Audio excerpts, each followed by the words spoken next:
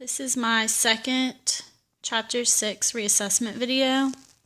I've drawn a 4-kilogram trash can, and it has a force in the right direction pulling on it with 50 newtons and a frictional force of 30 newtons to the left, and it travels 10 meters. And so I've drawn here the equation for work is force times the distance times cosine theta. And I've drawn a force diagram up here. Gravity in the downward direction, tension in the right direction, the kinetic friction in the left direction, and the normal force pointing up. I have some constants here. Distance is 10 meters. The normal the tension force of 50 newtons and the frictional force of 30 newtons.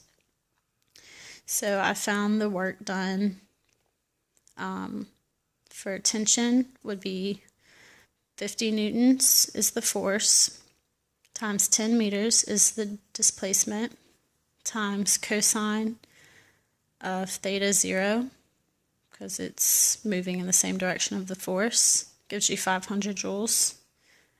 Work for friction would be 30 newtons, because that's the kinetic frictional force shown here, times same displacement of 10 meters, times cosine. Theta here is 180 degrees, though, because the direction is in the opposite, the force is in the opposite direction of the direction that the trash can is moving. It's actually moving to the right, but tension is in the opposite direction. So it has 180 degrees. So that would give you negative work done, negative 300 joules. The work being done on gravity is 4 kilograms. That's how much the trash can weighs, times 9.8, times 10 meters still is the displacement, times cosine of 90, since gravity is down and the trash can's moving to the right, that gives a 90-degree angle, which gives you 0 work done, which makes sense because perpendicular forces to the motion means that no work is done.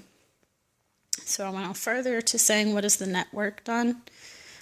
So you would just add up all the forces done on that object, which we have 500 joules minus 300 joules, and then there was 0 work for the normal force and 0 work for the gravitational force, so you get 200 joules is the net work done. Then I went on to saying what is the speed of the trash can after it slid the 10 meters. So net work is the change in kinetic energy, so we know that the net work is 200 joules. Kinetic energy is half mv squared. The final velocity minus the initial velocity. The initial velocity is 0, so we can ignore that. Solve for the final velocity, and you get 10 meters per second. And then I went on to saying, if you lift the trash can up 2 meters with a constant velocity of 2 meters per second and a force of 39.2 newtons, what is the work done on the trash can? So we know the work done would be the force, 39.2 newtons, times 2 meters is the displacement, times cosine of 0, because it's moving in the upward direction. And that would give you 78.4 joules. Work done on gravity would be 39.2 newtons times 2 meters, times cosine of 180 degrees this time, because the gravity is pulling down in the opposite direction of the force, which is up, so you would get negative work. So you get negative 78.4, and the net work would be 0. Once again, since you have a perpendicular,